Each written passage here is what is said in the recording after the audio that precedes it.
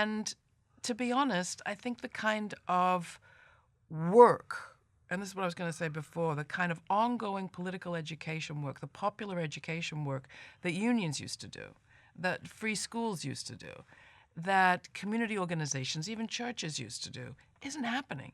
So you can have a Corbyn-McDonnell revival in the last 5 or 6 years of the Labour Party that is finally going back into communities, animating those local Labour Party chapters, but it couldn't happen quick enough to really help people understand what were they actually up against, what were the challenges with Europe, what certainly needed to be changed, but not in this kind of way, and what's the truth versus fiction of the relationship between immigration and Brussels and their quality of life. That's a job of education that takes a long time.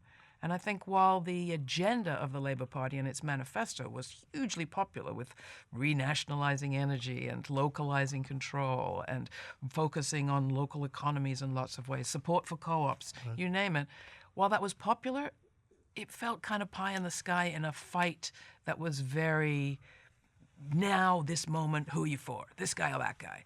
We always lose when it comes down to that, or we pretty much always lose.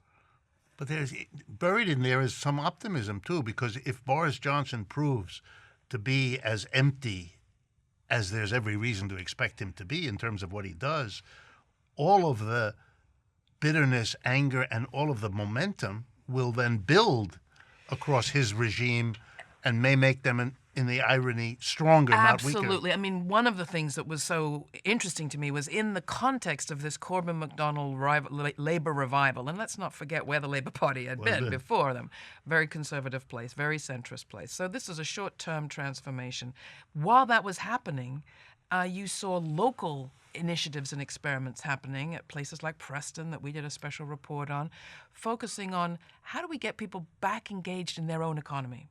How do we revive a sense of self-sustainability, not in an exclusionary Brexit kind of way, but in a, how do we look after ourselves? How do we have a living, peaceful, sustainable economy in a good way at a local level? And they were experimenting with all sorts of stuff. So in a sense, this gives you a chance to experiment longer at the local level, try out some policies, some experiments, and then take national office when taking national office might have been premature. Who knows? And in the meantime, Rick, you've got what looks to me like a move towards the United Ireland, whether the Northern Irish loyalists, the ones who support themselves, their membership in the UK, like it or not. You got more nationalists elected in the north, the northern 6 counties, than ever before, a majority for the first time in 100 years.